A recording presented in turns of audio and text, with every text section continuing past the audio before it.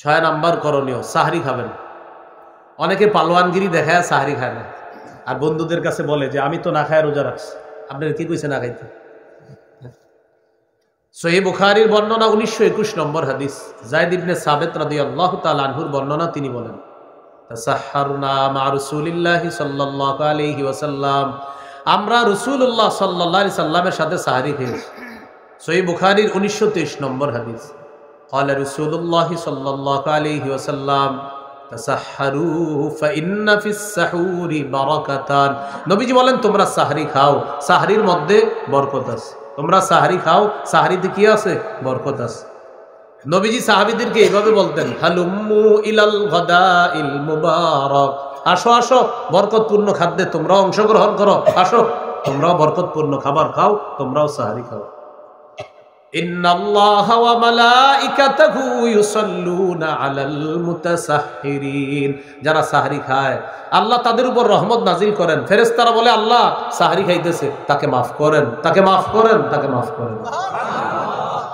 সাহরিতে ইলিশ মাছ, গরুর গোশত, মুরগি যাই খান, সাথে খেজুর খাবেন, অন্তত একটা হলেও খাবেন খেজুর, মনে থাকবেন।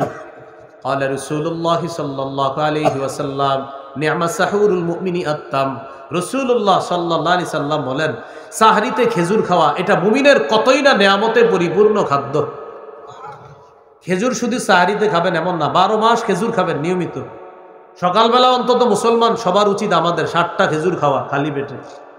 নবীজি বলেন, কেউ যদি প্রতিদিন 60টা খেজুর খায়, আর যদি আজওয়া খেজুর 60টা খাইতে পারেন, লাম ইয়াদুররুহু সুম্মুন, আপনারে যদি কেউ বিষও খাওয়ায় দেয় তাও ক্ষতি করবে না। আবার খেজুর খায় বিষ খায়েন না, এটা মানে কথা, গুরুত্ব বোঝানো হয়েছে। তাহলে খেজুর প্রতিদিন খাবেন, বাচ্চাদেরকে খেজুর খাওয়াবেন, ছোট ছোট বাচ্চা, মেধা বাড়বে। খাওয়ায় তেঁতুলের আচার, মেধা কমে, তেঁতুল খাওয়াবেন না। আপনার গর্ভবতী স্ত্রীকে খেজুর খাওয়াবেন। মারিয়াম আলাইহাস সালামের পেটে ঈসা নবী আসলেন, আসার পর এখন মারিয়ামের খাবার কি হবে আল্লাহ জানায়া দিলেন, ফাকুলি ওয়াশরাবি, খাও পান করো। জিবরিল আমিন বলে দিলেন, খাওয়া আর পান করা কি হবে? তুমি খাবা খেজুর, পান করবা এই যে ঝর্ণার পানি। তো খেজুর তো গাছে নাই, মুফাসসিরিনে কেরাম লেখেন যে গাছে খেজুর ছিল না, কেউ কেউ লিখেছেন এটা। জিবরিল আমিন বললেন, গাছে নাড়া দিবা, আল্লাহ খেজুরের ব্যবস্থা করবে। যে আল্লাহ বাবা ছাড়া সন্তান আনতে পারে, এই আল্লাহ গাছে খেজুর ছাড়াও খেজুর আনতে পারে। শাবান মাসকে গুরুত্ব দিয়ে হিসাব রাখা সুন্নত। শাবান মাসের গণনা গুরুত্ব দিয়ে গণনা করা সুন্নাহ। আবু দাউদের হাদিস 2325 নম্বর হাদিস, আয়েশা সিদ্দিকা রাদিয়াল্লাহু তাআলা আনহার বর্ণনা। তিনি বলেন, কানা রাসূলুল্লাহ সাল্লাল্লাহু আলাইহি ওয়াসাল্লাম ইয়াতাহাফফাজু মিন শাবান মা লা ইয়াতাহাফফাজু মিন গায়রিহি। শাবান মাসে রাসূল সাল্লাল্লাহু আলাইহি সাল্লাম হিসাব রাখা এত গুরুত্ব দিতেন, যা অন্যান্য মাসের চেয়ে অনেক বেশি গুরুত্ব। অর্থাৎ অন্যান্য মাসের চাইতে শাবান মাসের হিসাবের গণনাটা বেশি গুরুত্ব সহকারে আল্লাহ রসুল গণনা করতেন। সুম্মা ইয়াসুমু লিরুইয়াতি রমাদান, এরপর রমজানের চাঁদ দেখে রোজা রাখতেন। ফাইন গুম্মা আলাইহি ফাআদ্দা 30 ইয়াওমান সুম্মা সামা, যদি আকাশ মেঘাচ্ছন্ন হতো তাহলে শাবানের 30 দিন গণনা করে এরপর রাসূল সাল্লাল্লাহু আলাইহি সাল্লাম রমজানের রোজা রাখা শুরু করতেন। এই হলো শাবান মাস চলছে। শাবান মাসের পরেই রমজান মাস।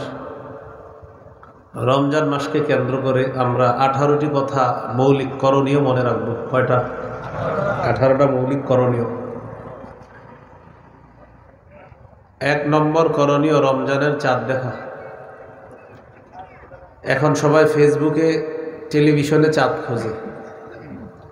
চাঁদ খোঁজা দরকার কোথায়? আকাশ। এটা সুন্নাহ।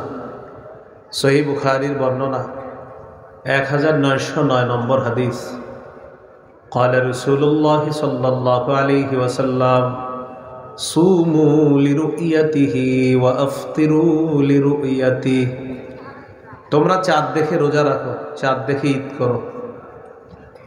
এবছর ইনশাআল্লাহ আমরা সবাই আকাশে চাঁদ তালাশ করব। সুন্নাহ পালন করার চেষ্টা করব, আল্লাহ তৌফিক দান করে। 2 নম্বর, চাঁদ দেখে দোয়া পড়া। তিরমিজির হাদিস 3451 নম্বর হাদিস। তলহা রাদিয়াল্লাহু তাআলা আনহুর বর্ণনা, তিনি বলেন রাসূলুল্লাহ সাল্লাল্লাহু আলাইহি সাল্লাম যখন নতুন চাঁদ দেখতেন এই দোয়াটি পড়তেন, আল্লাহুম্মা আহিল্লাহু আলাইনা বিল ইয়ুমনি ওয়াল ঈমান ওয়াস সালামাতি ওয়াল ইসলাম রব্বি ওয়া রাব্বুকাল্লাহ। নতুন চাঁদ দেখে এই দোয়াটা পড়া। 3 নাম্বার, রমজানের চাঁদ দেখার পর প্রথম রাতে অন্যতম একটা করণীয় তারাবির নামাজ পড়া। সাহাবায়ে কেরামের ঐক্যমতে তারাবির নামাজ 20 রাকাত। এটা সাহাবায়ে কেরামের ইজমা, ঐক্যমত। তারাবির নামাজ 20 রাকাত ধীরস্থিরভাবে পড়া, দ্রুত না পড়া। প্রয়োজনে 4 রাকাত পর পর রেস্ট নেন, চা খান, বিস্কুট খান, সমস্যা নেই। হ্যাঁ, সমস্যা হবে না। আপনি 4 রাকাত পরে যদি মনে করেন ওযু ইস্তেঞ্জা করবেন, চা পান করবেন, রেস্ট দিবেন, নেন, কিন্তু লম্বা সময় নিয়ে আপনি এই নফলগুলো আদায় করেন, এই নামাজগুলো আদায় করা। তাহলে 20 রাকাত তারাবি পড়া, এটা সাহাবায়ে কেরামের ইজমা, ঐক্যমত। তো 20 রাকাত তারাবি ধীরস্থিরভাবে পড়া। সহিহ বুখারীর বর্ণনা, 2009 নম্বর হাদিস। قال رسول الله صلى الله عليه وسلم من قام رمضان إيمانا واحتسابا غفر له ما تقدم من ذنبه। যে ব্যক্তি ঈমানের সাথে সওয়াবের আশায় রমজানে রাতের বেলা সালাত আদায় করবে, তার আগের সব গুনাহ মাফ। তাহলে তারাবির সালাত আমরা আদায় করব ধীরস্থিরভাবে। মুসল্লিদের মাঝে প্রতিযোগিতা লাগে, কোন মসজিদের কম সময় তারাবি হয়, এটার প্রতিযোগিতা হয়। এই প্রতিযোগিতা না করে কল্যাণের প্রতিযোগিতা করা। সেটা হলো তোমাদের মসজিদে কতক্ষণ লাগছে, যদি বলে 1.5 ঘন্টা, আপনি বলবেন আমাদের 2 ঘন্টা। আল্লাহর মেহেরবানিতে তোমার চেয়ে 30 মিনিট বেশি আল্লাহর কাছে ছিলাম। এই প্রতিযোগিতা করা। 4 নাম্বার, নামাজে কোরআন তেলাওয়াত বেশি করা, নামাজের বাহিরেও কোরআন তেলাওয়াত করা। রমজানে বিশেষ করে সুন্নত নামাজ, নফল নামাজ, তারাবির নামাজে কোরআন তেলাওয়াত বেশি করা, আর নামাজের বাহিরেও কোরআন তেলাওয়াত করা। রমজান মাস কোরআন নাজিলের মাস। সূরা বাকারা 185 নম্বর আয়াত, 2 পারা 7 নম্বর পৃষ্ঠা শুরু হয়েছে যে আয়াতের মাধ্যমে আল্লাহ বলেন, শাহরু রমাদানাল্লাযী উনজিলা ফীহিল কুরআন। রমজান মাস যেই মাসে কোরআন নাজিল করা হয়েছে। 21 নম্বর পারা শুরু আয়াতটা শুরু হয়েছে সূরা আনকাবুতের 45 নম্বর আয়াতের মাধ্যমে 21 নম্বর পারা শুরু হয়েছে। আল্লাহ তাআলা বলেন, উতলু মা উহিয়া ইলাইকা মিনাল কিতাব। কোরআনের যা আপনার কাছে ওহী হিসাবে আসে নবী, এটা আপনি তেলাওয়াত করেন। 3টি অভ্যাস নিয়মিত করার চেষ্টা করবেন মরণ পর্যন্ত, আমি সহ সবাই। কয় অভ্যাস বলি? প্রথমে তিলাওয়াত, 5 ওয়াক্ত নামাজ, সাধ্য অনুযায়ী দান সদকা। আবার সবাই তিলাওয়াত, 5 ওয়াক্ত নামাজ, সাধ্য অনুযায়ী দান সদকা। এবার আপনারা বলেন 1 নম্বর,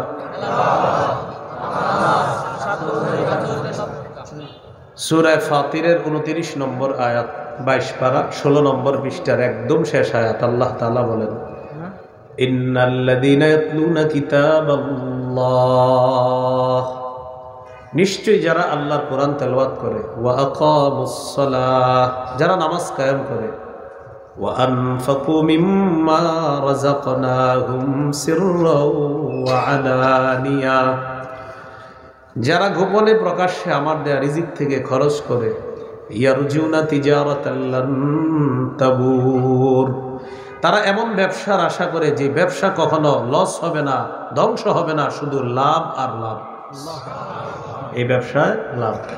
তাহলে 3টি আমল নিয়মিত করব, কোরআন তেলাওয়াত, 5 ওয়াক্ত নামাজ, সাধ্য অনুযায়ী সদকা করা। কোরআন তেলাওয়াত তো অনেকে আছেন এমন গত রমজানে পড়ছেন আর এখনো ধরেন নাই, নিয়ত আছে রমজান শুরু হইলে আবার ধরবেন, এটা ঠিক না। তিরমিজির হাদিসে আসছে, ক্বালা রাসূলুল্লাহ সাল্লাল্লাহু আলাইহি ওয়াসাল্লাম ইকরাইল কুরআনা ফি আরবাঈনা। নবীজি তার সাহাবী আব্দুল্লাহ ইবনে আমর রাদিয়াল্লাহু তাআলা আনহুমাকে বললেন, তুমি 40 দিনে এক খতম কোরআন পড়ো। কয় দিনে? প্রতিটা মুসলমানের উচিত কমপক্ষে 40 দিনে এক খতম কোরআন পড়া। পারলে 7 দিনে, না পারলে 10 দিনে, না পারলে 30 দিনে, না পারলে 40 দিনে। তো যাই হোক, 40 দিনে তো পড়েন না, অন্তত কিছু হলেও নিয়মিত কোরআন পড়া। আল্লাহ তৌফিক দান করেন। সহিহ মুসলিমের বর্ণনা, ক্বালা রাসূলুল্লাহ সাল্লাল্লাহু আলাইহি ওয়াসাল্লাম, মাজতামাআ কওমুন ফি বাইতিম মিন বুয়ুতিল্লাহ ইয়াতলুনা কিতাবাল্লাহ ওয়া ইয়াতাদারাসুনাহু বাইনাহুম।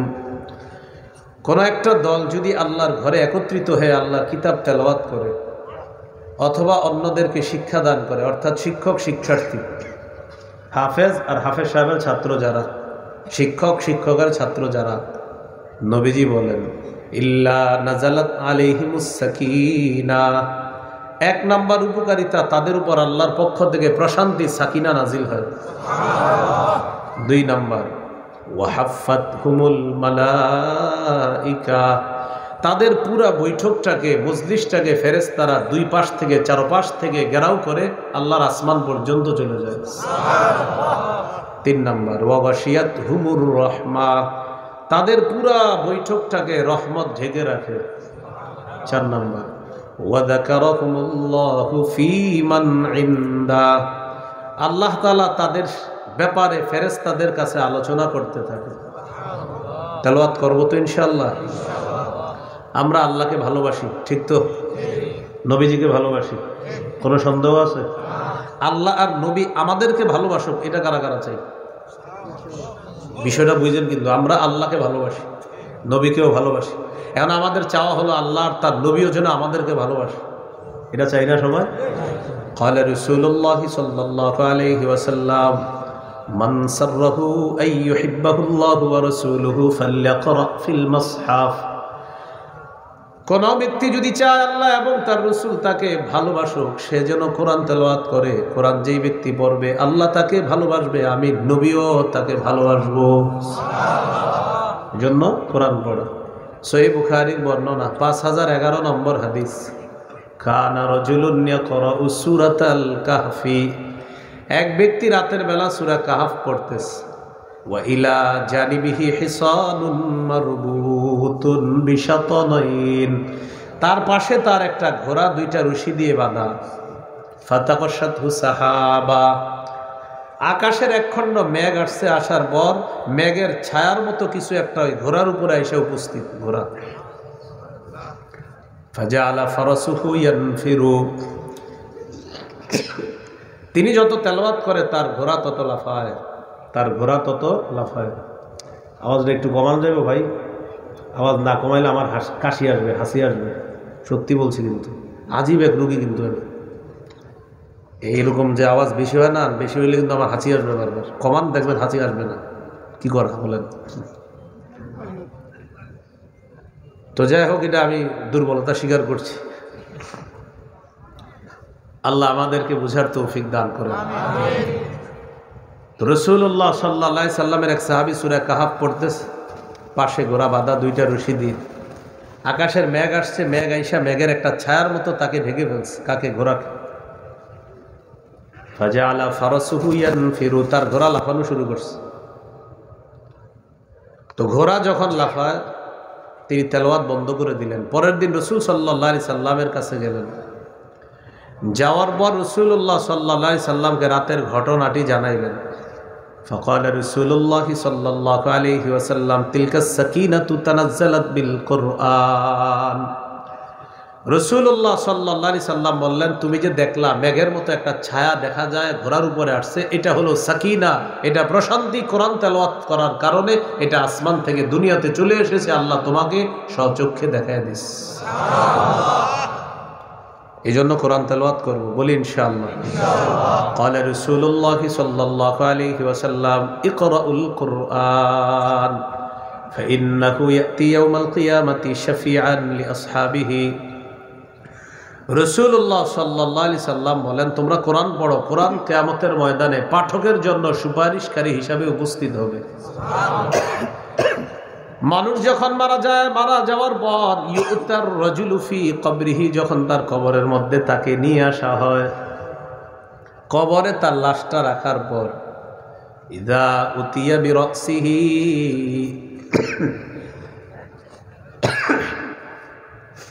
মাথার কাছ দিয়ে ফেরেশতারা আসে, মাথার কাছ দিয়ে ফেরেশতা আসে আযাব নিয়ে।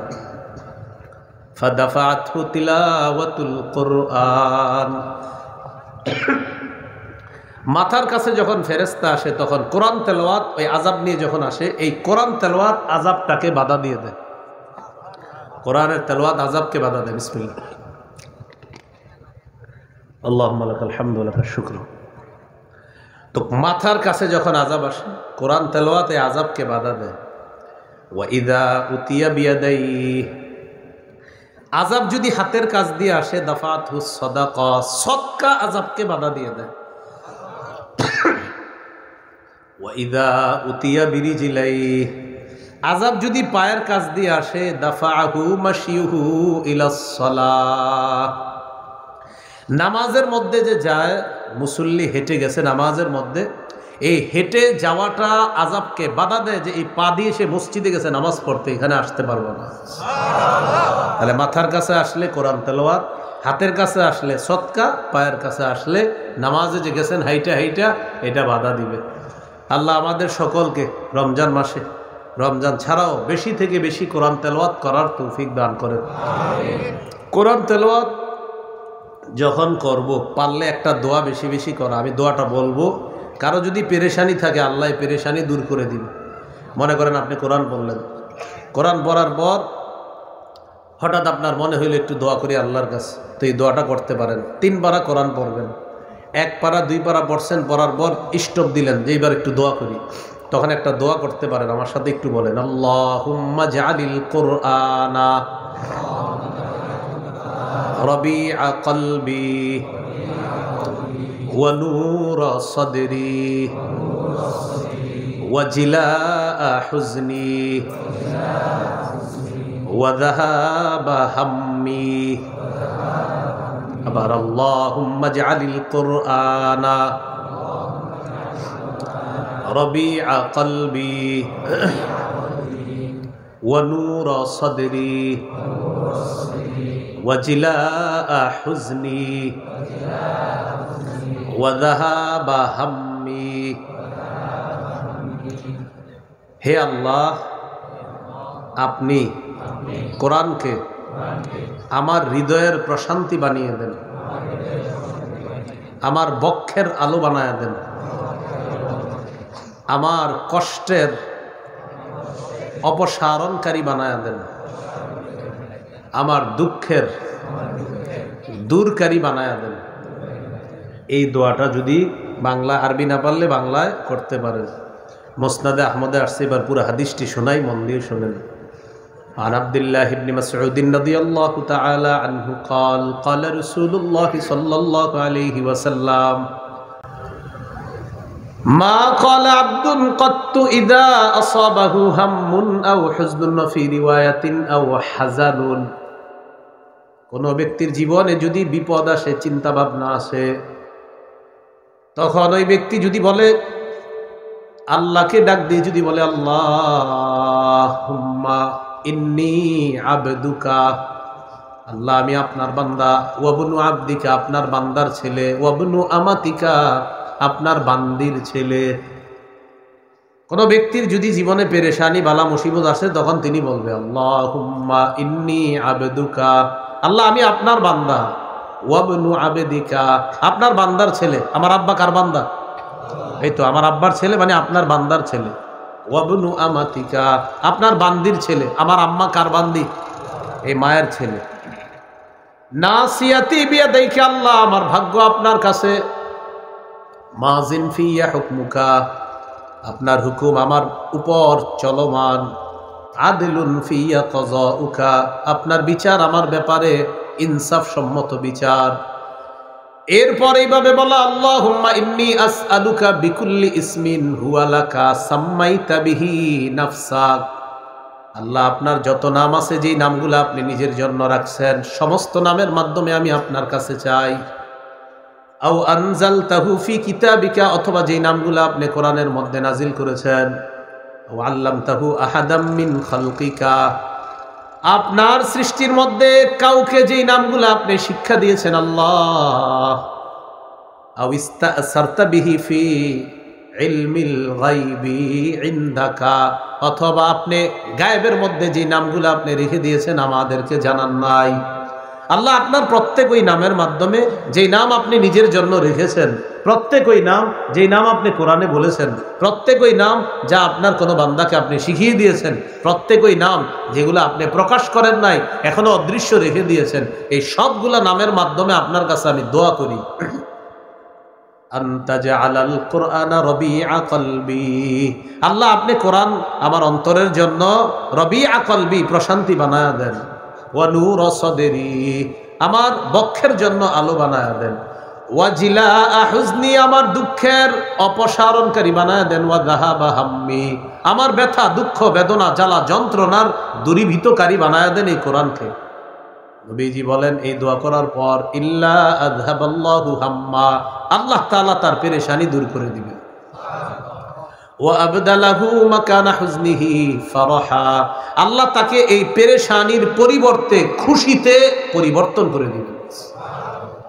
এটা আর কি দোয়াটা ওইভাবে করতে পারেন, আল্লাহুম্মা জাআলিল কুরআনা, ওই যে যেটা বললাম, রবিআ কলবি ওয়া নূর সদরি ওয়া জিলাআ হুজনি ওয়া যাহাবা হাম্মি, এই দোয়া যদি কেউ করে, নবী বলেন আল্লাহ তার চিন্তা পেরেশানিগুলা দূর করবে। শুধু তাই না, এই পেরেশানির পরিবর্তে আল্লাহ তাকে খুশি দ্বারা ভরে দিবেন, খুশি দ্বারা পরিবর্তন করে দিবেন, তার দুঃখটাকে খুশি দ্বারা রূপান্তরিত করে দিবেন।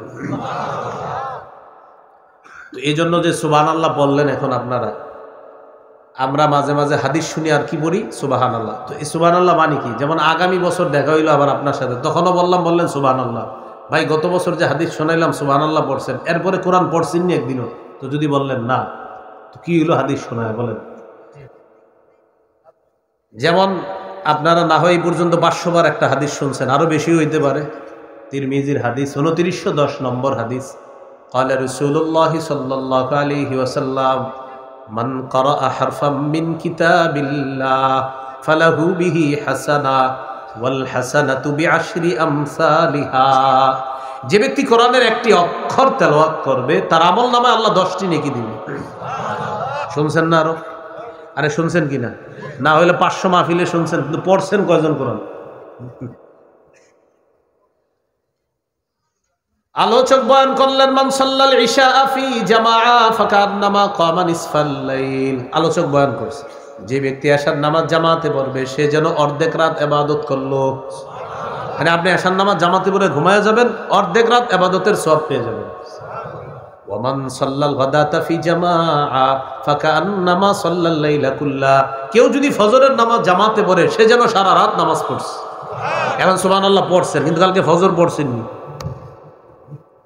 এশা বললে অর্ধেক রাত ইবাদতের সওয়াব, ফজর বললে সারা রাত ইবাদতের সওয়াব। তো আগামীকাল সকালে আপনি নাস্তা খাইতেছেন আর চা দোকানের সামনে বলতেছেন, জানো ফজর বললে সারা রাত ইবাদতের সওয়াব। চা দোকানদার কয়, তুই পড়ছিস নি ফজর? আজকেরটা মিস হয়ে গেছে। কি শিখলাম আমরা? সুবহানাল্লাহ বলবো, যেই কথাগুলা বলা হবে এগুলা আমল করার চেষ্টা করবো। আল্লাহ তৌফিক দান করেন। তাহলে রমজানের 4 নাম্বার কাজ মনে আছে তো? কোরআন পড়া, নামাজেও কোরআন পড়া, নামাজের বাহিরেও কোরআন পড়া। হাফেজ সাহেবরা যারা কোরআন পড়বে, তারা সুললিত কণ্ঠে সুন্দর করে কোরআন পড়বে, ধীরস্থির ভাবে পড়বে। আল্লাহ তাআলা বলেন, ওয়ারাত্তিলিল কুরআনা তারতিলা, কোরআন ধীরে ধীরে পড়েন। নাসাইর বর্ণনা 1015 নম্বর হাদিস, ক্বালা রাসূলুল্লাহ সাল্লাল্লাহু আলাইহি ওয়াসাল্লাম যায়্যিনুল কুরআনা বিআসওয়াতিকুম, আল্লাহ নবী বলেন, তোমরা কোরআনকে সাজাও, তোমাদের সুললিত কণ্ঠের মাধ্যমে তোমরা কোরআন সুন্দর করো। এর মানে সুললিত কণ্ঠে তোমরা কোরআন পড়ো। নবীজি বললেন, তোমরা সুন্দর আওয়াজে কোরআন পড়ো। আমাদের নবীজি কত চমৎকার ভাবে কোরআন পড়তেন, একটা হাদিস শুনেন, সহিহ বুখারীর 5047 নম্বর হাদিস। হাদিসের বর্ণনাকারী সাহাবীর নাম আব্দুল্লাহ ইবনে মুগাফফাল মুগাফফাল রাদিয়াল্লাহু তাআলা তিনি বলেন, রাআইতু রাসূলুল্লাহি সাল্লাল্লাহু আলাইহি ওয়াসাল্লাম ইয়াকরাউ ওয়া হুয়া আলা নাকাতিহি আও জামালিহি। রাসূলুল্লাহ সাল্লাল্লাহু আলাইহি সাল্লামকে আমি দেখলাম তিনি তার উটনির উপর অথবা উটের উপর বসে রইছে, ওয়া হিয়া তাসিরু বিহি, ওট আল্লাহ নবীর নিয়ে চলতেছে। ব্যাপারটা কল্পনায় আনেন, আমাদের নবী ওটের উপরে বসা, ওট আমাদের নবীকে নিয়ে চলতেছে, আর নবীজি তখন কি করতেছিলেন? আমি শুনলাম নবীজি ইয়াকরাউ সূরাতুল ফাতহি, 26 পারা একটা সূরা আছে 10 নম্বর পৃষ্ঠায়, সূরাতুল ফাতহি। এই সূরাটা নবীজি তেলাওয়াত করতেছে। কখন? যখন নবীর ওট নবীকে নিয়ে চলতেছে, এই চলন্ত অবস্থায় আল্লাহ নবী সূরাতুল ফাতহি তেলাওয়াত করতেছে। কিভাবে তেলাওয়াত করতেছিলেন? সাহাবী বলেন, ওয়া হুয়া ইউরাজ্জিউ, আল্লাহ নবী ছন্দময় করে, স্পন্দন সৃষ্টি করে সুললিত কণ্ঠে কোরআন তেলাওয়াত করতেছিলেন। অনেক চমৎকার ভাবে কোরআন তেলাওয়াত করতেছিলেন রাসূলুল্লাহ সাল্লাল্লাহু আলাইহি সাল্লাম। খুব সুন্দরভাবে স্পন্দন সৃষ্টি করে ছন্দময় করে আল্লাহ রাসূল কোরআন পড়তেছিলেন। তাহলে সুললিত কণ্ঠে সুন্দর আওয়াজে কোরআন পড়ার চেষ্টা করা, আল্লাহ তৌফিক দান করেন। কোরআনের কিছু আয়াত আছে, এই আয়াতের মধ্যে আযাব গজবের কথা আছে। চেষ্টা করা ওই সমস্ত আয়াতের সামনে আসলে 2-3 বার দোহরায়া পড়া আয়াতগুলা। কি করে পড়া? দোহরায়া পড়া। যেমন সূরা মাঈদার 118 নম্বর আয়াত, শুধু এক আয়াত আল্লাহ রাসূল সারা রাত পড়ছে। কোন সূরা? সূরা মাঈদা। কত নম্বর আয়াত? 118। ইবনে মাজার হাদিস 1350 নম্বর হাদিস। এই হাদিসের বর্ণনাকারী আবু যর গিফারি রাদিয়াল্লাহু তাআলা আনহু বলেন, আমি রাসূলুল্লাহ সাল্লাল্লাহু আলাইহি সাল্লামকে দেখলাম রাতের বেলা এক আয়াত তাহাজ্জুদ নামাজে পড়তেছে। কোন আয়াতটা? সূরা মাঈদার 118 নম্বর আয়াত। এই আয়াত পড়তে পড়তে হাত্তা আসবাহা ইয়ারদুদুহা, আল্লাহ রাসূল বারবার এটা পড়তে পড়তে সকাল করে দিছে। এক আয়াত বারবার পড়তেছিলেন, সকাল হয়ে গেছে। এবার আয়াতটা শুনি, আয়াতের অনুবাদটাও শুনি। আল্লাহ বলেন, ইন তুআযিবহুম ফাইন্নাহুম ইবাদুক, আল্লাহ যদি আপনি তাদেরকে শাস্তি দেন তারা তো আপনার বান্দা। ওয়া ইন তাগফির লাহুম ফাইন্নাকা আনতাল আজিজুল হাকীম, আল্লাহ আপনি যদি তাদেরকে ক্ষমা করে দেন তাহলে আপনি তো মহাপরাক্রমশালী, মহাপ্রজ্ঞাময় আল্লাহ।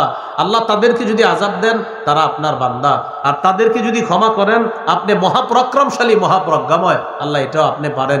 এই সূরা মাঈদার 118 নম্বর আয়াতটা রাসূল সাল্লাল্লাহু আলাইহি সাল্লাম তাহাজ্জুদ নামাজে সারা রাত বারবার পড়তেছিলেন, কারণ এই আয়াতের বিষয়বস্তু ঈসা নবীর সাথে সম্পর্ক। কোন নবী? ঈসা নবী উম্মতের জন্য আল্লাহর কাছে এটা বলবে, আল্লাহ তাদেরকে যদি আপনি শাস্তি দেন তারা তো আপনার বান্দা, তাদেরকে যদি ক্ষমা করেন আপনি তো মহাপরাক্রমশালী, মহাপ্রজ্ঞাময়। আমাদের নবী উম্মতের জন্য টেনশনে পড়ে গেলেন যে ঈসা নবী উম্মতের এত টেনশন, আমাদের নবী আমাদের টেনশনে সারা রাত এক আয়াত বারবার পড়তেছে। তাহলে কি শিখলাম? কোরআন পড়া 4 নাম্বার রমজানের আমল, নামাজেও পড়া, নামাজের বাহিরেও পড়া। আল্লাহ আমাদের সকলকে তৌফিক দান করেন। 5 নাম্বার করণীয় রমজানে তাহাজ্জুদ পড়া। সাহরির সময় উঠে 8 রাকাত তাহাজ্জুদ পড়বেন। 8 রাকাত তাহাজ্জুদ পড়া এটা 12 মাসের আমল। রাসূল সাল্লাল্লাহু আলাইহি সাল্লামের 12 মাসের আমল হলো 8 রাকাত তাহাজ্জুদ পড়া। আপনি চাইলে প্রতিদিন পড়তে পারেন। রমজানে যেহেতু সাহরির সময় আল্লাহ আপনাকে উঠার তৌফিক দান করবেন, রমজানে আপনি 8 রাকাত তাহাজ্জুদ নামাজ পড়তে পারেন। তিরমিজির 2616 নম্বর হাদিসের বর্ণনা, রাসূলুল্লাহ সাল্লাল্লাহু আলাইহি সাল্লাম বলেন, কল্যাণের অনেকগুলা দরজা, এর মধ্যে অন্যতম 3টা দরজা। 1 নাম্বার আস-সাওমু জুন্নাহ, রোজা রাখা কল্যাণের দরজা। 2 নাম্বার আস-সাদাকাতু, সদকা করা কল্যাণের দরজা। নবীজি বলেন সদকা এমন একটা ইবাদত, তুতফিউল খাতিআতা কামা ইউতফিউল মাউন নার, পানি যেমন আগুনকে নিভিয়ে দেয়, সদকা মানুষের গুনাহগুলা ধুয়ে মুছে সাফ করে দেয়। 3 নাম্বার ওয়াসালাতুর রাজুলি মিন জাওফিল লাইল, রাতের বেলা তাহাজ্জুদ নামাজ পড়া।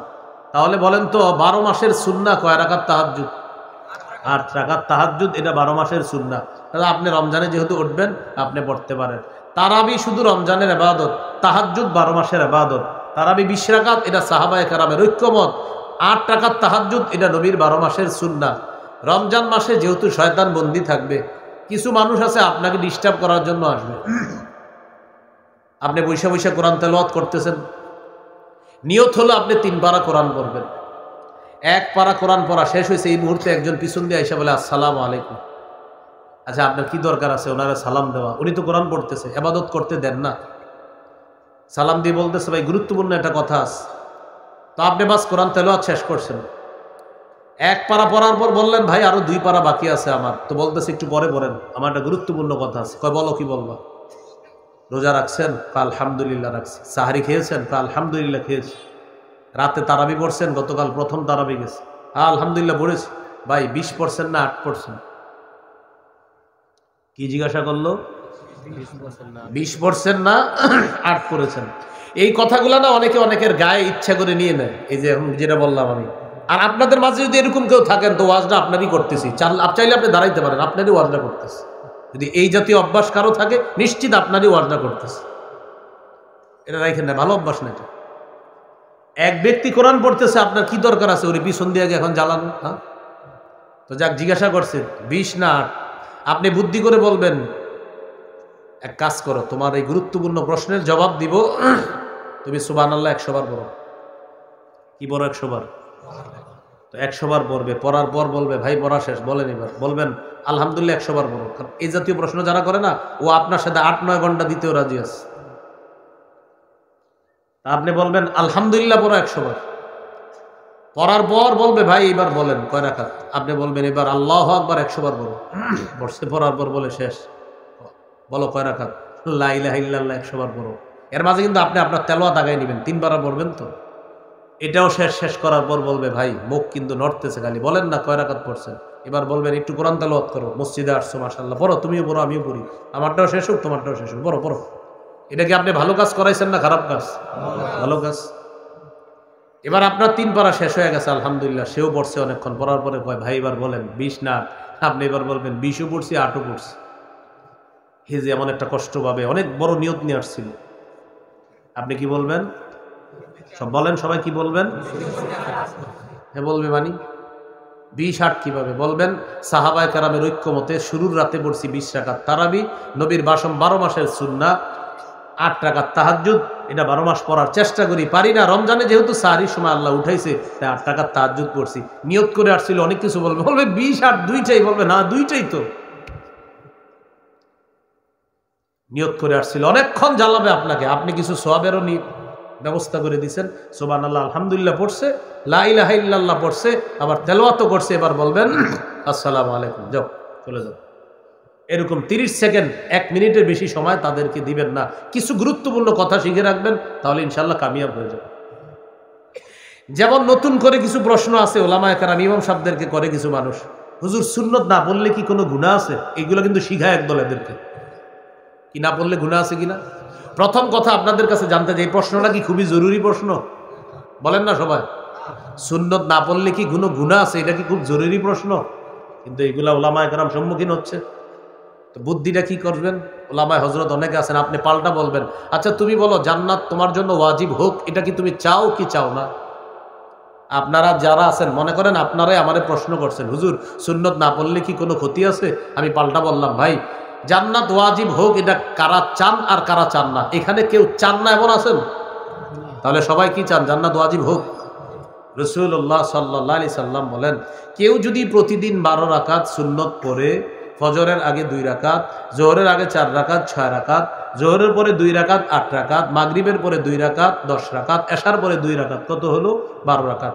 এই 12 রাকাত সুন্নত যে নিয়মিত পড়বে, ওয়াজাবাত লাহুল জান্নাত, তার জন্য জান্নাত ওয়াজিব হয়েছে। কি ওয়াজিব হবে?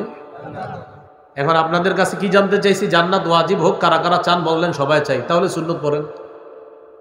কি বললো? সুন্নত না বললে ক্ষতি আছে? পাল্টা বলবেন জান্নাত ওয়াজিব হোক তুমি চাও কিনা, হ্যাঁ বা না বলো। মুসলমান হইলে না বলবে না, হাই বলবে। তখন বলবেন নবী বলছে 12 রাকাত সুন্নত যে পড়বে নিয়মিত তার জন্য জান্নাত ওয়াজিব। তখন বলবে তাই নাকি? হ্যাঁ, তো পড়ো সুন্নত। এখন ক্ষতি আছে কিনা এটা জিজ্ঞেস করা কি দরকার? সুন্নত বললে জান্নাত ওয়াজিব হবে, যাও সুন্নত পড়ো। কথা বলার চান্স দিবেন না।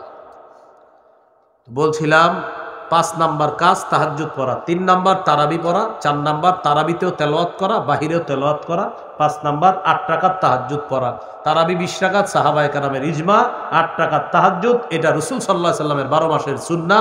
চেষ্টা করব 12 মাস পড়তে, যদি না পারি রমজানে যেহেতু সাহরির সময় আল্লাহ উঠায়া দেয় তাই সাহরির সময় পড়ব। আল্লাহ তৌফিক দান করেন। 6 নাম্বার করণীয়, সাহরি খাবেন। অনেকে পালোয়ানগিরি দেখায় সাহরি খায় না, আর বন্ধুদের কাছে বলে যে আমি তো না খায় রোজা রাখছি। আপনার কি কইছে না খাইতে? সহিহ বুখারীর বর্ণনা 1921 নম্বর হাদিস, যায়েদ ইবনে সাবিত রাদিয়াল্লাহু তাআলা আনহুর বর্ণনা, তিনি বলেন তাসাহহারনা মা রাসূলিল্লাহি সাল্লাল্লাহু আলাইহি ওয়াসাল্লাম, আমরা রাসূলুল্লাহ সাল্লাল্লাহু আলাইহি সাল্লামের সাথে সাহরি খেয়েছি। সহিহ বুখারীর 1923 নম্বর হাদিস, ক্বালা রাসূলুল্লাহি সাল্লাল্লাহু আলাইহি ওয়াসাল্লাম তাসাহহারু ফাইন্না ফিস সাহুরি বারাকাতান, নবীজি বলেন তোমরা সাহরি খাও, সাহরির মধ্যে বরকত আছে। তোমরা সাহরি খাও, সাহরিতে কি আছে? বরকত আছে। নবীজি সাহাবীদেরকে এইভাবে বলতেন, হালুম্মু ইলাল গাদাইল মুবারাক, আসো আসো বরকতপূর্ণ খাদ্যে তোমরাও অংশগ্রহণ করো, আসো তোমরাও বরকতপূর্ণ খাবার খাও, তোমরাও সাহরি খাও। ইন্নাল্লাহা ওয়া মালাইকাতাহু ইউসাল্লুনা আলাল মুতাসাহহিরিন, যারা সাহরি খায় আল্লাহ তাদের উপর রহমত নাজিল করেন। ফেরেশতারা বলে আল্লাহ সাহরি খাইতেছে, তাকে মাফ করেন, তাকে মাফ করেন, তাকে মাফ করেন। সাহরিতে ইলিশ মাছ, গরুর গোশত, মুরগি যাই খান, সাথে খেজুর খাবেন, অন্তত একটা হলেও খাবেন খেজুর, মনে থাকবে না? ক্বালা রাসূলুল্লাহি সাল্লাল্লাহু আলাইহি ওয়াসাল্লাম নি'মা সাহুরুল মুমিনি আত-তাম, রাসূলুল্লাহ সাল্লাল্লাহু আলাইহি সাল্লাম বলেন সাহরিতে খেজুর খাওয়া এটা মুমিনের কতই না নেয়ামতে পরিপূর্ণ খাদ্য। খেজুর শুধু সাহরিতে খাবেন এমন না, 12 মাস খেজুর খাবেন নিয়মিত। সকালবেলা অন্তত মুসলমান সবার উচিত আমাদের 60টা খেজুর খাওয়া খালি পেটে। নবীজি বলেন কেউ যদি প্রতিদিন 60টা খেজুর খায়, আর যদি আজওয়া খেজুর 60টা খাইতে পারেন, লাম ইয়াদুররুহু সুম্মুন, আপনারে যদি কেউ বিষও খাওয়ায় দেয় তাও ক্ষতি করবে না। আবার খেজুর খায় বিষ খায়েন না, এটা মানে কথা, গুরুত্ব বোঝানো হয়েছে। তাহলে খেজুর প্রতিদিন খাবেন, বাচ্চাদেরকে খেজুর খাওয়াবেন, ছোট ছোট বাচ্চা, মেধা বাড়বে। খাওয়ায় তেঁতুলের আচার, মেধা কমে, তেঁতুল খাওয়াবেন না। আপনার গর্ভবতী স্ত্রীকে খেজুর খাওয়াবেন। মারিয়াম আলাইহিস সালামের পেটে ঈসা নবী আসলেন, আসার পর এখন মারিয়ামের খাবার কি হবে আল্লাহ জানায়া দিলেন, ফাকুলি ওয়াশরাবি, খাও পান করো। জিবরিল আমিন বলে দিলেন খাওয়া আর পান করা কি হবে, তুমি খাবা খেজুর, পান করবা এই যে ঝর্ণার পানি। তো খেজুর তো গাছে নাই, মুফাসসিরিনে কেরাম লেখেন যে গাছে খেজুর ছিল না, কেউ কেউ লিখেছেন এটা। জিবরিল আমিন বললেন গাছে নাড়া দিবা, আল্লাহ খেজুরের ব্যবস্থা করবে। যে আল্লাহ বাবা ছাড়া সন্তান আনতে পারে, এই আল্লাহ গাছে খেজুর ছাড়াও খেজুর আনতে পারে। এখন আমি এটা বলা উদ্দেশ্য না আপনাদেরকে, মাকসাদ না। সূরা মারিয়ামের তাফসিরে আমার আলোচনা আছে লম্বা বিষয়, এখানে আমার বলা শুধু উদ্দেশ্য মারিয়ামের জন্য আল্লাহ খাবার হিসাবে খেজুর কেন নির্বাচন করলেন, অন্য খাদ্যও তো ছিল। এখান থেকে বোঝা যায় গর্ভবতী নারীর জন্য শ্রেষ্ঠ একটা খাদ্য হলো খেজুর খাওয়া, এতে তারও মেধা বাড়বে, গর্ভস্থিত সন্তান যে তারও মেধা বাড়বে। তারা কি করে, স্ত্রী বলে টক খাইতে মন চায়, তো কিয়া খাওয়ায় তেঁতুল, তো তেঁতুল খায়, পরে হেরো মেধা কমে, আর যেটা আছে ওইটারও মেধা কমে। তেঁতুল খাওয়াবেন না, খেজুর খাওয়াবেন। সত্যি বলছি, কিন্তু হাসির বিষয় না, খেজুর খাওয়াবেন। আল্লাহ আমাদেরকে বোঝার তৌফিক দান করে। তাহলে সাহারিতে যা খাবো সাথে একটা কি খাবো আমরা, খেজুর খাবো। একটা বলতে আপনি বেশি খাইলে বেশি খান, দেখবেন খেজুর খাইলে শারীরিক শক্তিও ভালো থাকে। আল্লাহ আমাদেরকে কথাগুলা মনে রাখার তৌফিক দান করেন। এই হলো আমাদের রমজানের 6 নম্বর হলো না, 6 নম্বর সাহারি খাওয়া। এখানে একটা মাসালা মনে রাখা, অনেকে মনে করে কি সাহারি খাওয়ার পর আর তাহাজ্জুদ পড়া যাবে না। বলেন আমার সাথে সবাই, তাহাজ্জুদের সম্পর্ক বলেন সময়ের সাথে, খাবারের সাথে না। অতএব আপনি যদি সাহারি খাওয়ার পরেও দেখেন এখনো সাহারির সময় বাকি আছে 30 মিনিট 40 মিনিট, তাহাজ্জুদে দাঁড়ায় যান, সমস্যা নেই। তাহলে সময় থাকলেই তাহাজ্জুদ পড়া যাবে। এতে আপনি খাবার খান বা না খান এটা কোনো ব্যাপার না, খাবারের আগেও পড়তে পারবেন, খাবারের পরেও পড়তে পারবেন। এইগুলো 6 নাম্বার কাজ। 7 নাম্বার, সাহারি খাওয়ার পর আপনার রোজা শুরু হয়ে গেছে, একটু পরেই ফজরের সময় হবে, বাস আপনার রোজা শুরু হয়ে যাবে। রোজা আপনার শুরু হলো, আজকে প্রথম রোজাটা আপনি রাখলেন, মানে আমি প্রথম রোজার আলোচনাটা চলতেছে।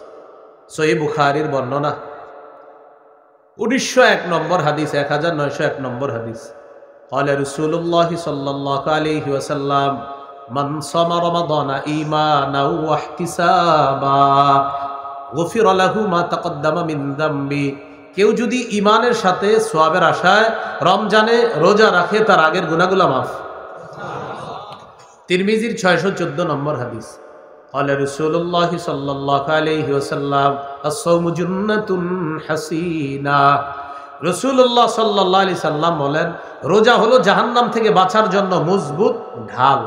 যুবক ভাইয়ারা, আরেকটা হাদিস মনে রাখা, তিরমিজির 723 নম্বর হাদিস। এই হাদিসের মধ্যে আসছে, কেউ যদি ইচ্ছাকৃতভাবে একটা রোজা নষ্ট করে, ভাঙ্গে ইচ্ছাকৃতভাবে, যদিও শরীয়তের মাসালা 60টা কাফফারা, শরীয়তের মাসালা ধারাবাহিকভাবে কয়টা রোজা? 60টা রোজা কাফফারা। কিন্তু নবীজি বলেন, কাফফারা যদিও 60টা, এটা একটা নিয়ম। তুমি সারা জীবনও যদি রোজা রাখো, ওই এক রোজার ঘাটতি পূরণ হবে না। একটা রোজার এত দাম আল্লাহর কাছে। 60 রোজা কি? এটা শরীয়তের একটা নিয়ম। আল্লাহ নবী বলেন, তুমি যে কাজটা করছো উম্মত, খুব খারাপ কাজ করছো। ইচ্ছাকৃতভাবে একটা রোজা তুমি নষ্ট করা, সারা জীবনও যদি এইটার ঘাটতি পূরণ করতে যাও, তুমি পারবা না। রোজা আল্লাহর কাছে এত দামি ইবাদত। আল্লাহ আমাদের সকলকে এই কথাগুলো গুরুত্ব দেওয়ার তৌফিক দান করেন। আমাদের মা, আমাদের বাবা যারা থাকে, তারা আদর করে সন্তানরা সাহারিতে ওঠায় না, স্বাস্থ্য নষ্ট হবে, থাক 18 বছরের শিশু, 21 বছরের শিশু, আরে শরীরটা খারাপ হয়ে যাবে, এই জন্য ওঠায় না। এটা কোনো কথা হলো? সূরা তাহরিমের 6 নম্বর আয়াতে আল্লাহ বলেন, ইয়া আইয়ুহাল্লাযীনা আমানু কু আনফুসাকুম ওয়া আহলিকুম নারা। হে ঈমানদারগণ, নিজেদেরকে, পরিবারকে আগুন থেকে বাঁচাও, যে আগুনের জ্বালানি মানুষ এবং পাথর। আল্লাহ আমাদের সকলকে গুরুত্ব সহকারে 29টা হোক 30টা হোক সম্পূর্ণ রোজাগুলা যেন আমরা রাখতে পারি, আল্লাহ তৌফিক দান করেন। 8 নাম্বার, দান করা। রমজান মাসে দানের মাত্রাটা বাড়ায় দিবেন। এমনি তো আমরা একটু আগে আমল শিখছি, নিয়মিত জানি কয়টা আমল করব মরার আগ পর্যন্ত? 3টা বলেছিলাম, তেলাওয়াত করা, 5 ওয়াক্ত নামাজ পড়া, সাধ্য অনুযায়ী দান করা। রমজানে দানের মাত্রাটা বাড়ায় দেওয়া। সহিহ বুখারীর বর্ণনা 6 নম্বর হাদিস। কানা রাসূলুল্লাহি সাল্লাল্লাহু আলাইহি ওয়াসাল্লাম আজওয়াদান নাস ওয়া কানা আজওয়াদা মা ইয়াকুনু ফি রমাদান হিনা ইয়ালকাহু জিবরিল। রাসূলুল্লাহ সাল্লাল্লাহু আলাইহি সাল্লাম মানুষের মাঝে সর্বশ্রেষ্ঠ দানশীল মানুষ ছিলেন। রমজান মাসে নবীজির দান করার মাত্রা আরো বেড়ে যেত। সূরা মুনাফিকুন 10-11 নম্বর আয়াত, 28 পারা 14 নম্বর পৃষ্ঠার একদম শেষের দিকে আল্লাহ বলেন, ওয়ানফিকু মিম্মা রাযাকনাকুম মিন ক্বাবলি আন ইয়াতিয়া আহাদাকুমুল মাউত। তোমাদের কারো কাছে মৃত্যু আসার আগেই তোমরা দান করো আমার দেয়া রিজিক থেকে। ফায়াকুলু রাব্বি লাউলা আখখারতানি ইলা আজালিন করিব। যখন মৃত্যু এসে যাবে তখন সে বলবে, আল্লাহ আরেকটু সুযোগ দেন। কেন? ফাসাদ্দাকা, আমি দান করব, সদকা করব। ওয়া আকুম মিনাস সালিহিন, আমি ভালো মানুষ হয়ে যাব, আল্লাহ সুযোগ দেন। আল্লাহ জবাব দিচ্ছেন, ওয়ালা ইউআখিরুল্লাহু নাফসান ইযা জাআ আজালুহা। মৃত্যু আসলে আল্লাহ কিছুতে আর কাউকে সুযোগ দিবেন না। তাহলে মৃত্যুর আগে দান করা, এই হলো 8 নাম্বার, রমজানে বেশি দান করা। 9 নাম্বার, নফল ইবাদত বেশি বেশি করা, নফল ইবাদত। আবু দাউদের হাদিস 864 নম্বর হাদিস। ক্বালা রাসূলুল্লাহি সাল্লাল্লাহু আলাইহি ওয়াসাল্লাম, ইন্না আউওয়ালা মা ইউহাসাবুন নাসু বিহি ইয়াউমাল কিয়ামাতি মিন আমালিহিম আস-সালাহ। কিয়ামতের ময়দানে আমলের মধ্যে সর্বপ্রথম হিসাব হবে নামাজের হিসাব। এখানে সুন্দর দুটি বাংলা মনে রাখি আমরা, বলেন আমার সাথে, আল্লাহর হকের ক্ষেত্রে সর্বপ্রথম নামাজের হিসাব হবে, বান্দার হকের ক্ষেত্রে সর্বপ্রথম রক্তের হিসাব হবে। রক্ত মানে আপনি কাউকে হত্যা করলেন, এই রক্তের হিসাব হবে বান্দার হকের ক্ষেত্রে। আর আল্লাহর হকের ক্ষেত্রে সর্বপ্রথম নামাজের হিসাব হবে। তো নামাজের হিসাব যখন হবে, দেখা যাবে যে তার ফরজগুলা মাশাআল্লাহ পরিপূর্ণ আছে। ফাইন কানাত তাম্মাতান কুতিবাত লাহু তাম্মা। যদি তার ফরজ ইবাদতগুলা পরিপূর্ণ হয়, তার আমলনামায় সওয়াবও পরিপূর্ণ লেখা হবে। ওয়া ইন কানা ইনতাকাসা মিনহা শাইআ, ফরজের মধ্যে দেখা যাবে তার ঘাটতি আছে, ফরজের মধ্যে তার ঘাটতি আছে, তখন আল্লাহ বলবেন, আতিম্মু ফরিদাতাহু মিন তাতাওউহি। আমার বান্দার ফরজ ইবাদতগুলা নফলের মাধ্যমে তোমরা ঘাটতি পূরণ করে দাও। তাহলে রমজান মাসে নফল ইবাদত আমরা বাড়িয়ে দিব। মনে রাখবেন, রমজান হলো সওয়াব বহুগুণে বৃদ্ধির মাস। যেমন এক আনসারী নারীকে রাসূল সাল্লাল্লাহু আলাইহি সাল্লাম বললেন, ইআতামিরি ইন্না উমরাতান ফীহি তা'দিলু হাজ্জা। এই শোনো, তুমি রমজানে উমরা করবা, রমজানে উমরা করা হজের সমতুল্য হয়ে যায়। রমজানে উমরা হজের সমতুল্য হয়ে যায়। আর একটা হাদিস শোনায় আপনাদেরকে, তাহলে আপনাদের আগ্রহটা আরো বাড়বে। নবীজি বলেন, উমরাতুন ফি রমাদান কাহাজ্জাতিন তাকজি মাই। রমজান মাসে কেউ যদি উমরা করে, সে যেন আমি নবীর সাথে হজ আদায় করছি। রমজানে উমরা। তাহলে বলছিলাম রমজান মাসে ইবাদত যত বেশি করা যায়, কারণ রমজানে নেকি বৃদ্ধির মাস। এজন্য নফল ইবাদত, ফরজ তো ছাড়ার প্রশ্নই আসে না, নফল ইবাদত আমরা বাড়িয়ে দিব। আল্লাহ তৌফিক দান করেন। 10 নম্বর করণীয়, নেক আমল বেশি বেশি করা। সূরা তাগাবুনের 9 নম্বর আয়াত, 28 পারা 16 নম্বর পৃষ্ঠা আল্লাহ তাআলা বলেন, ওয়া মান ইউমিন বিল্লাহ ওয়া ইয়ামাল সালিহা ইউকাফির আনহু সাইয়্যাতিহি ওয়া ইউদখিলহু জান্নাতিন তাজরি মিন তাহতিহাল আনহার খালিদিনা ফিহা আবাদা যালিকাল ফাউজুল আযীম। যে ব্যক্তি আল্লাহকে বিশ্বাস করে আর নেক কাজ করে, আল্লাহকে বিশ্বাস করে নেক কাজ করে, শিরিক মুক্ত নেক কাজ, আল্লাহ তাআলা তার আগের সব পাপগুলা মিটিয়ে দিবেন। তাকে এমন জান্নাতে প্রবেশ করাবেন যার তলদেশ দিয়ে ঝর্ণা ধারা প্রবাহিত হবে, সেথায় তারা চিরকাল থাকবে। এটাই মহান সফলতা। আচ্ছা, আল্লাহর সাক্ষাৎ কারা কারা চাই? সুবহানাল্লাহ, সবাই চাই তো? আল্লাহর সাক্ষাতের জন্য মৌলিক 2টা শর্ত আছে। সূরা কাহফের 110 নম্বর আয়াতে আছে, একদম শেষ আয়াত সূরা কাহফের। আল্লাহ তাআলা বলেন, ফামান কানা ইয়ারজু লিকা রাব্বিহি ফালইআমাল আমালান সালিহা ওয়ালা ইউশরিক বিইবাদাতি রাব্বিহি আহাদা। যে ব্যক্তি তার রবের সাক্ষাৎ কামনা করে, সে যেন নেক কাজ করে বেশি বেশি, আর রবের ইবাদতে যেন কাউকে শরীক না করে।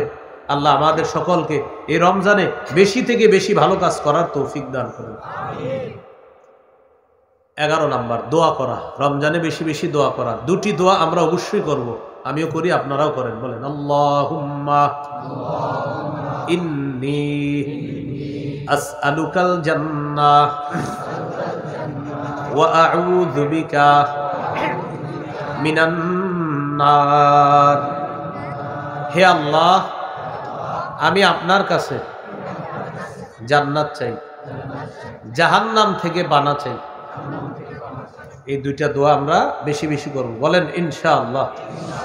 আল্লাহ তাআলা বলেন, ওয়াকালা রাব্বুকুম উদউনি আস্তাজিব লাকুম।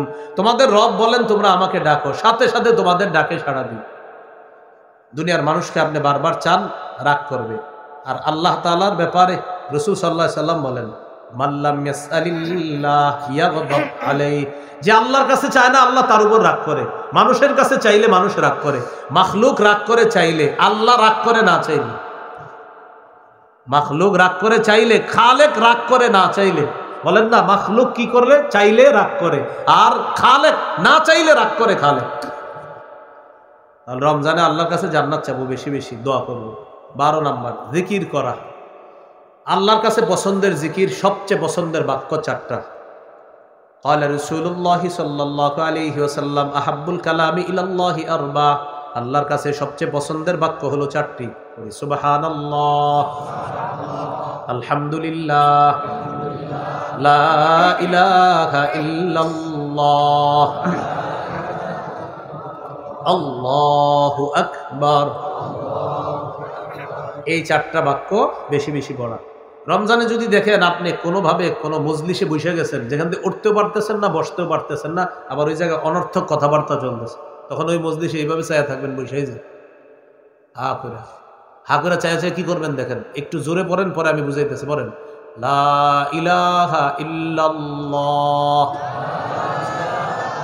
হ্যাঁ, এবার ট্রাই করেন, পড়ার সময় দেখেন তো 2 ঠোঁট লাগেনি, চেক করেন, আঙ্গুল দিয়ে দেখেন 2 ঠোঁট একটা আরেকটার সাথে লাগে কিনা পড়ার সময়। পড়েন, লা ইলাহা ইল্লাল্লাহ। লাগে?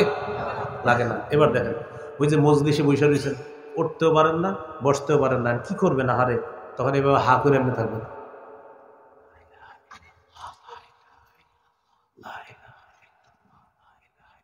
হ্যাঁ ভাববে কি আপনি হা করে হ্যার কথা শুনতেছেন, আসলে তো আপনি ঠোঁট লাগানো ছাড়া একটা জিকির করতেছেন। তিরমিজির 3592 নম্বর হাদিস, ইল্লা ফুতিহাত লাহু আবওয়াবুস সামা হাত্তা তুফজিয়া ইলাল আরশ, আসমানের সবগুলা দরজা খুলে দেওয়া হয়েছে আপনার লা ইলাহা যেন আরশে পৌঁছে যায়। সুবহানাল্লাহ। হ্যাঁ ভাবে আপনি হ্যার কথা শুনতেছেন, আর রসুল বলেন না বেটা ও তো তোর দিকে এইভাবে তাকায় আছে, আসলে আসমানের দরজা খুলতেছে।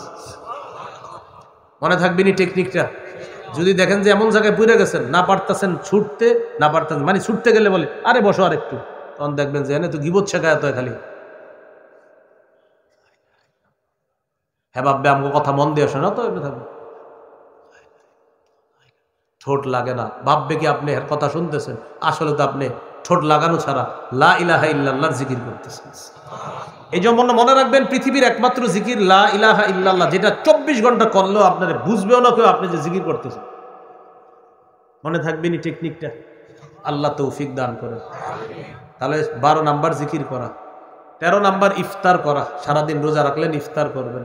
14 নাম্বার ইফতার করানো, ইফতার করা 13, 14 নাম্বার ইফতার করানো, ফজিলতের কাজ দোনোটাই।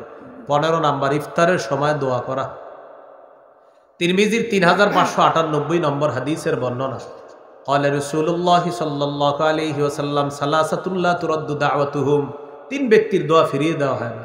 আস-সাইমু হাত্তা ইফতিরা, রোজাদার যখন ইফতার সামনে নিয়ে রোজাদার যখন ইফতার সামনে নিয়ে দোয়া করে তার দোয়া ফিরিয়ে দেওয়া হয় না।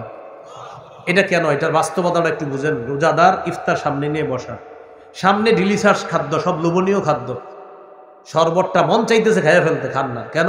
আল্লাহর হুকুম নাই, 5 মিনিট পরে আল্লাহর হুকুম হবে তখন খাবেন। সবগুলা মনে হইতেছে আপনি শেষ করে ফেলবেন, কিন্তু আপনি খান না কেন? আমার রবের হুকুম নাই। ওই মুহূর্তে কি পরিমাণ আল্লাহর ভয় আপনার মধ্যে কাজ করলে এই খানাগুলো আপনি খান না, তাই ওই সময় আল্লাহর কাছে দোয়া করেন, কবুল নগর। ওয়াল ইমামুল আদিল, ন্যায়পরায়ণ পুরুষ শাসকের দোয়া ফিরিয়ে দেওয়া হয় না। ন্যায়পরায়ণ কি শাসক? এটা 3 বার কোন? কি শাসক? আবার বলেন। আবার ন্যায়পরায়ণ। ইফতারের সময় আল্লাহর কাছে এই দোয়াটাও করতে পারেন, আল্লাহ বলেন কিয়ামতের আগে আমাদের দেশে আর কোন নারী শাসক যেন না হয়। কি যেন না হয়? কেন? সবাই জোরে বলেন কেন? আরো জোরে বলেন, সুন্দর করে জোরে বলেন। ক্বালা রাসূলুল্লাহ সাল্লাল্লাহু আলাইহি ওয়াসাল্লাম লা ইউফলিহা কওমুন ওয়াল্লাউ আমরাহুম ইমরাআতান, নবীজি বলেন ওই জাতি কিছুতেই সফল হবে না যে জাতি তাদের নেতৃত্বে কোনো নারীকে বসায় দেয়। এরপরেও যদি কোনো নারীকে আপনি নেতৃত্বে বসাইতে চান, সমস্যা নেই, একটা পোস্টার বানাবেন, আগামীতে আবারও নারী নেতৃত্ব চাই, কেননা সারা জীবন হতবাগা থাকতে চাই, এভাবে লেখেন। কোনো হুজুর আপনারা কিছু বলবেন না। যদি আপনি নিজে নিজে পোড়া কপাল থাকতে চান, কি লিখবেন? সুন্দরভাবে লিখবেন, আগামীতে আবারও নারী শাসক চাই।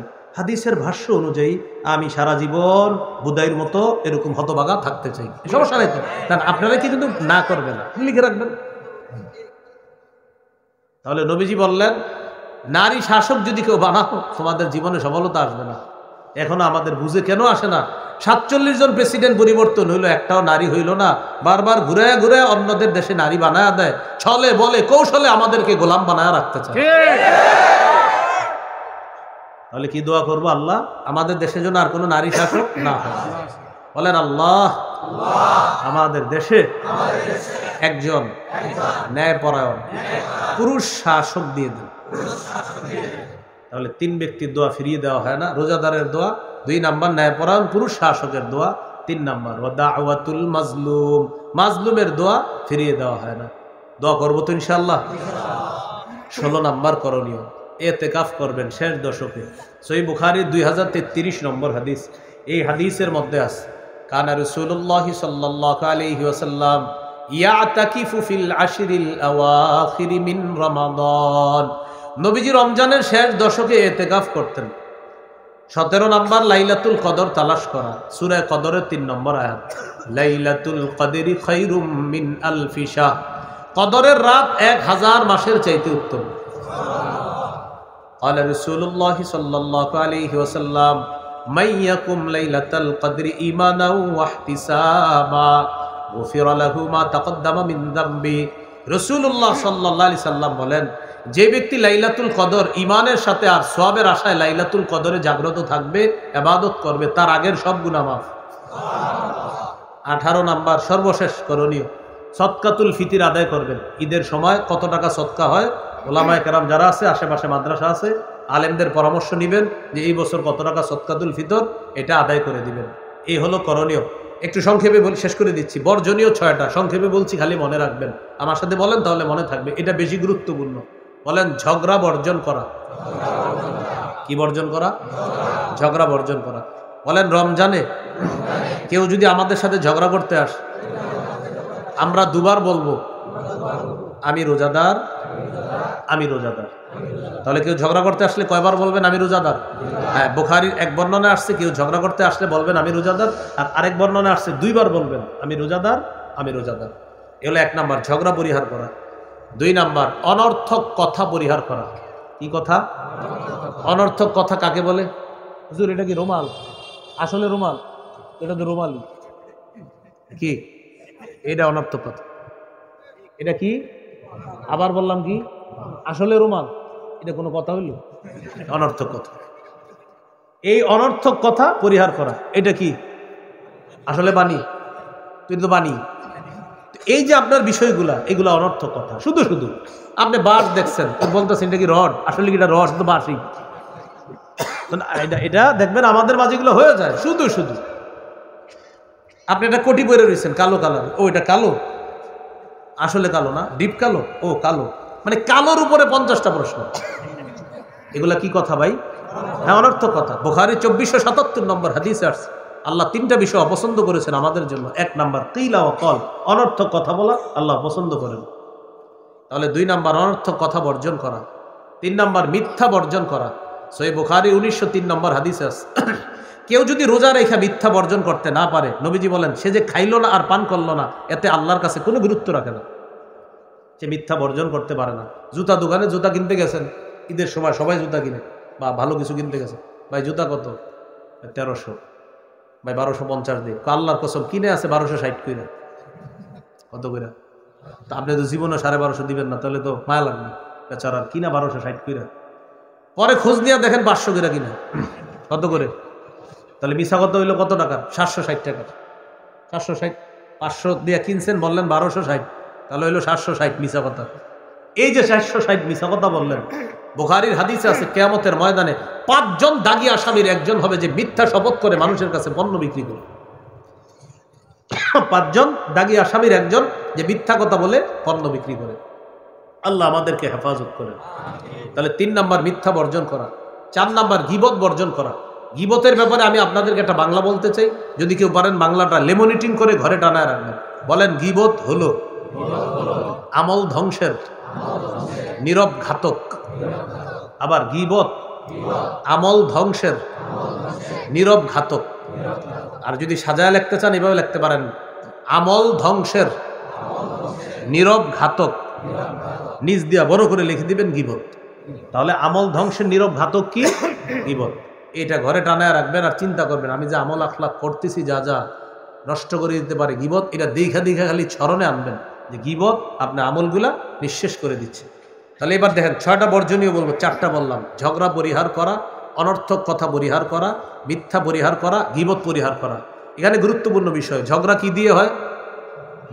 অনর্থক কথা, মিথ্যা, গীবত। মাশাআল্লাহ। তাহলে আজকে থেকে জিহ্বা হেফাজত করা। কি হেফাজত করা?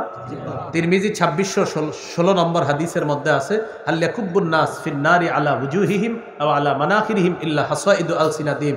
বেশিরভাগ মানুষ জাহান্নামে যাবে শুধুমাত্র মিথ্যার কারণে। আল্লাহ আমাদেরকে হেফাজত করেন। আর শুধুমাত্র ওই জিহ্বার কারণে বেশিরভাগ মানুষ জাহান্নামে যাবে, জিহ্বার কারণে।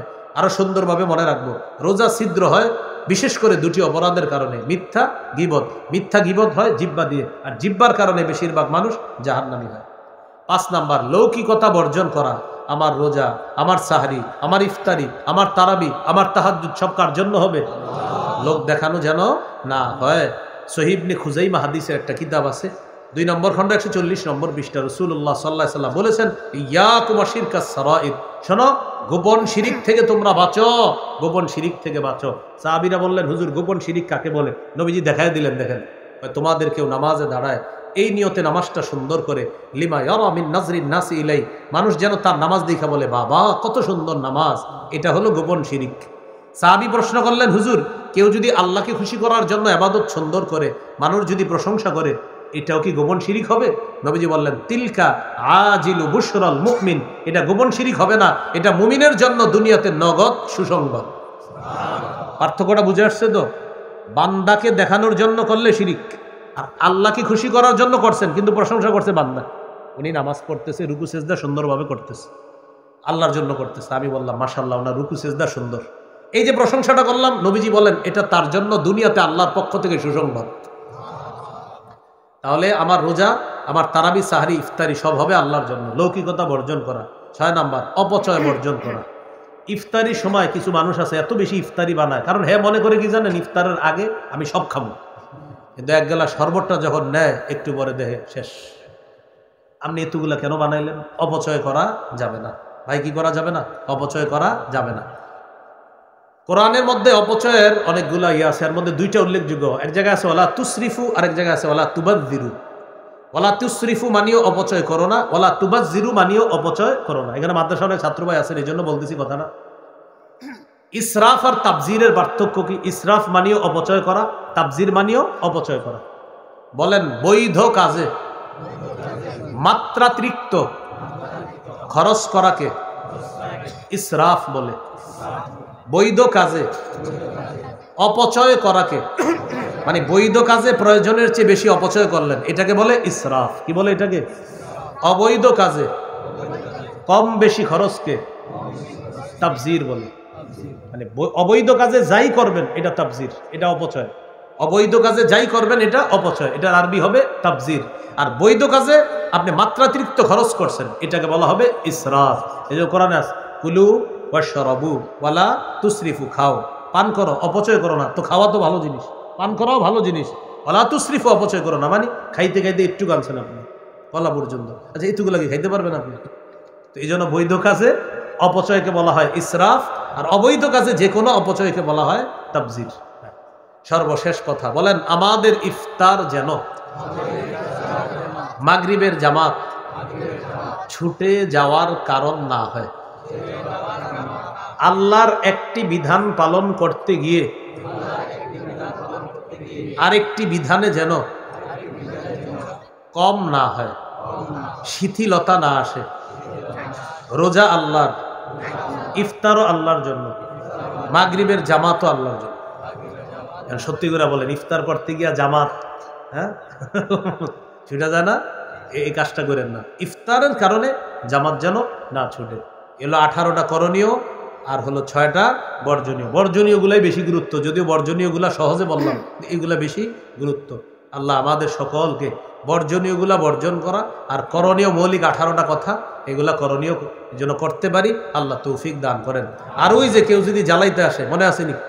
বলবেন সুবহানাল্লাহ বড় 100 বার, আলহামদুলিল্লাহ বড় 100 বার, আল্লাহু আকবার বড় 100 বার, লা ইলাহা ইল্লাল্লাহ 100 বার বড়। এর মাঝে আপনি আপনার আমল করবেন, শেষ। তখন বলবেন কোরআন পড়ো। এরপরে যদি বলে ভাই মুক্ত এখনো কিলবিল করে কথা বলতে, বলবেন ঘুমাও। কি করো? ঘুমাও। শেষে বলবেন কি ভাই 20 পড়ছি, 8 পড়ছি।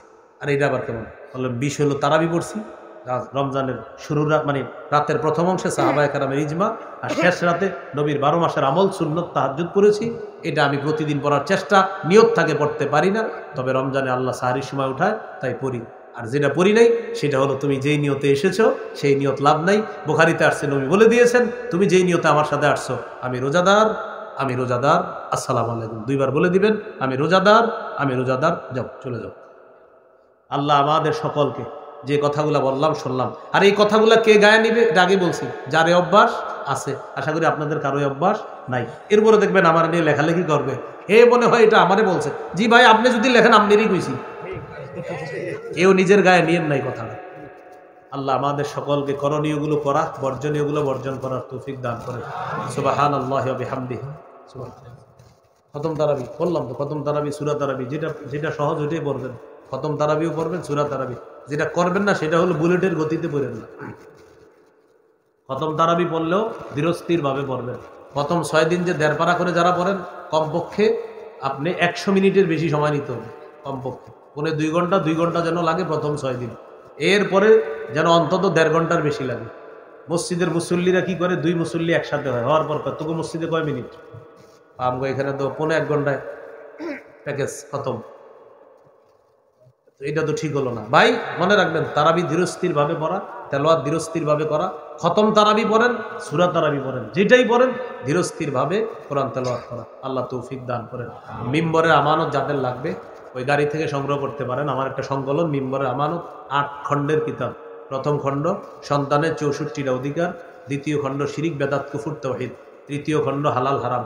এই হালাল হারামের আলোচনায় জিহ্বা সম্পর্কে লম্বা আলোচনা পাবেন। জিহ্বা, ওই যে আজকের যে শেষের আলোচনাগুলা, এটা তৃতীয় খণ্ডে। চতুর্থ খণ্ডে স্বামীর 24টা অধিকার, স্ত্রীর 19টা অধিকার। আপনার বিবিরে বলবেন আপনার 24টা মুখস্থ করতে, আর আপনি আপনার বিবির 19টা মুখস্থ করবেন। করার পর দেখবেন এখনো 17টা বাকি আছে, আর আপনার স্ত্রী দেখবে এখনো 22টাই আদায় করে নেয়। হ্যাঁ, একটু পড়তে বলবেন। 5 নম্বর খণ্ডে লা ইলাহা ইল্লাল্লাহর ব্যাখ্যা, 6 নম্বর খণ্ডে নামাজের আলোচনা, 7 নম্বর খণ্ডে পাক নাপাকের মাসালা। পাক নাপাকের মাসালাটা একটু বুঝেন। শীতকালে অনেকে ইমাম সাহেবকে প্রশ্ন করে, হুজুর শুধু ঢিলা নিলে হবে না, পানি নিতে হবে? শীতকালের প্রশ্ন। গরমকালের প্রশ্ন, হুজুর পানি নিলে হবে না, ঢিলা নিতে হবে? চিন্তা করছেন কি আজীব টাইপের প্রশ্ন।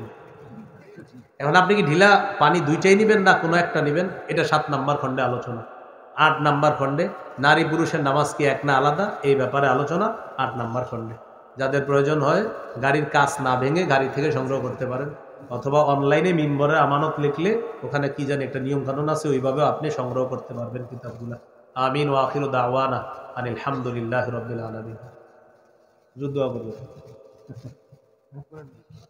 আচ্ছা আচ্ছা, মুরব্বী মানুষ, হুজুরি দোয়া করা উচিত ছিল, যেহেতু হুকুম করেছে, হুকুম ভালো না আমি দোয়া করতে।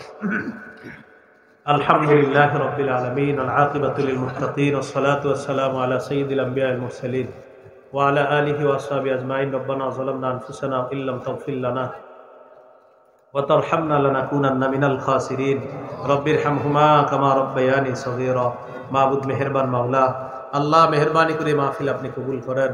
আল্লাহ রমজান মাস সামনে রেখে করণীয় বর্জনীয় জানলাম মাওলা। আল্লাহ এই রমজানে যে করণীয়গুলা জানলাম, আমরা তারাবির সালাত নিয়মিত পড়ব, আমরা কোরআন তেলাওয়াত করব, আমরা দান সদকা করব, আমরা তাহাজ্জুদ করব, আমরা সাহরি খাবো, আমরা রোজা রাখবো। আল্লাহ রোজা রেখে যেন আমাদের জবান গীবত থেকে, মিথ্যা থেকে, ঝগড়া থেকে, অনর্থক কথা থেকে হেফাজত করতে পারি, তৌফিক দান করেন। আল্লাহ কারো সাথে কোনো ঝগড়া যেন না করি মাওলা। আল্লাহ একটা রোজাও যেন আমাদের দ্বারা কোনো রকমের কোনো সমস্যা না হয় মাওলা। প্রত্যেকটা রোজা নারী পুরুষ সবাই যেন রাখতে পারি, তৌফিক দান করেন। আল্লাহ আমাদেরকে মাফ করে দেন। ঈমান ইসলামের উপর অটল থাকার তৌফিক দান করেন, হেদায়েতের উপর অটল থাকার তৌফিক দান করেন, কুফর শিরিক থেকে হেফাজত করেন, আল্লাহ বেদাত থেকে হেফাজত করেন। আমাদেরকে আপনি মাফ করে দেন। আল্লাহ মাহফিল আপনি কবুল করেন। ওলামা তুলামা সুলাহা সকলকে আপনি কবুল করে নেন। আল্লাহ মোটর যান শ্রমিক যারা, তাদের মাধ্যমে আয়োজন হয়েছে মাওলা, আল্লাহ মেহেরবানি করে আল্লাহ তারা যে শ্রম দেয় যে কাজে, তাদের শ্রমের মধ্যে আপনি ভরপুর বরকত দিয়ে দেন। আল্লাহ আমাদের দোয়া আপনি কবুল করেন।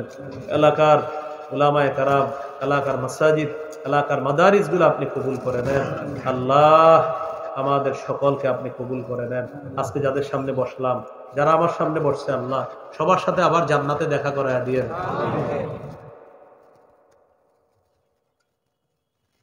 আয়েশা সিদ্দিকা, আবু বকর, ওমর, ওসমান, আলী, আব্দুল্লাহ।